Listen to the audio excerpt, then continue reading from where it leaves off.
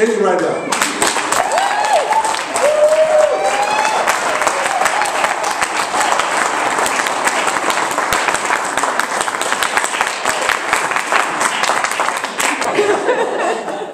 I want to tell this story that I learned from Toronto storyteller Norman Perrin, who got it from Celia Lockridge, who got it from Ray Gordetsky, who got it from Marilyn Perringer, who got it from a book of stories written in French, and she can't remember the title. So if anybody recognizes this story, speak, because we'd all like to know where it's from.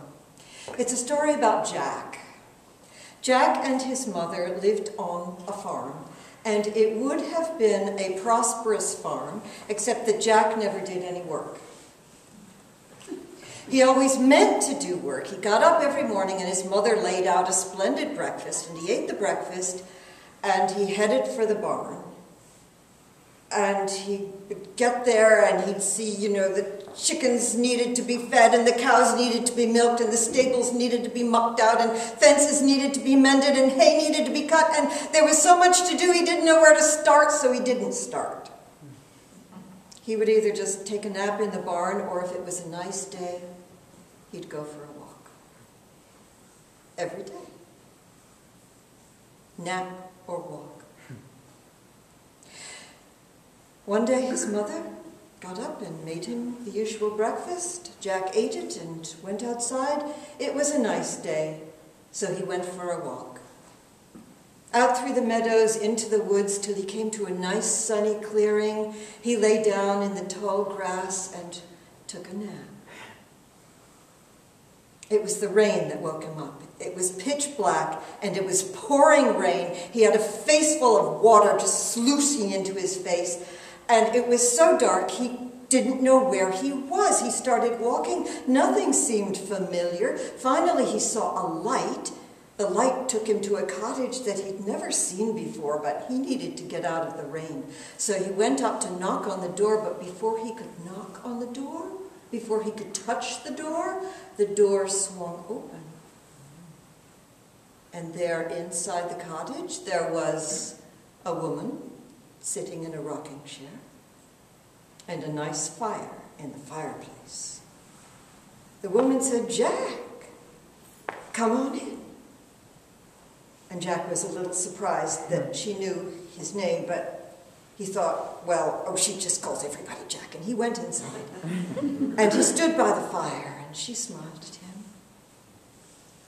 She said, "Jack, your boots are tracking up my floor. Get out of those wet, wet boots." And Jack was perfectly happy to take them off and set them by the fire. And the woman sat in her chair and rocked. Jack, your socks are soaked through. They're leaving marks on the floor. Take off those wet, wet socks." And he did. He laid the socks out to dry, and the woman rocked back and forth. "Jack, I think your shirt is soaked through. You'd better get out of that wet, wet shirt." This is adult storytelling, right? Jack took off that shirt and hung it by the fireplace. The woman rocked back and forth. "Jack, your pants are wet. You'd better get out of those pants." And he did. He hung the fireplace. He just stood there in his underwear while she rocked back and forth, back and forth. "Jack, your hair's so wet, it's dripping. You'd better get out of that wet, wet hair." And Jack felt the hair on the back of his neck stand up, and all his hair was standing up, and it just sort of floated out, settled down on the hearth. It looked like a bird's nest. And the woman rocked back and forth. "Jack, you'd better get out of that wet, wet skin." And Jack's skin slithered off his body and lay in a heap on the hearth. She rocked back and forth. Jack, you'd better get out of that wet, wet flesh. And all the flesh on his body went and lay in a bloody heap on the hearth, while she rocked back and forth. Jack, get rid of those wet, wet bones. And they went click, click, click, click, click, click, click.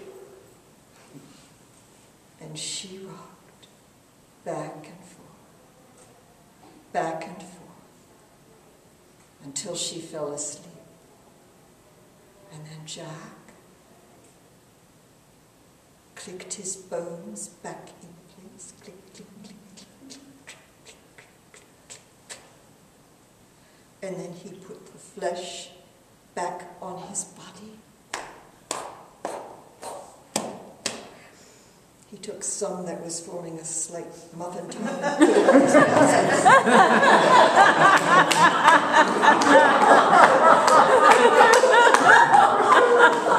He shimmied back into his skin, which, as any woman who has ever worn pantyhose can tell you, is no mean trick. He put on his pants and his shirt. He put his hair back on his head. He put on his socks. He picked up his boots. He tiptoed to the door. He tiptoed outside, put on his boots, and he ran. The rain had stopped, but it was still dark. He did not care where he ran. He just ran. Branches slashed at his face. He didn't stop for anything. He ran all through the night, and as the sun was coming up, he found himself on the road back to his own farm. He did not go back to the house. He went to the barn. He fed the chickens, he milked the cows, he mucked up the stables, he mended some of the fence posts, he cut some of the hay, and when he had put in several hours' work, he went up to the house for breakfast. His mother had set out a beautiful spread. He sat down to eat. He took a bite. He looked over at his mother. She was sitting in her chair, rocking.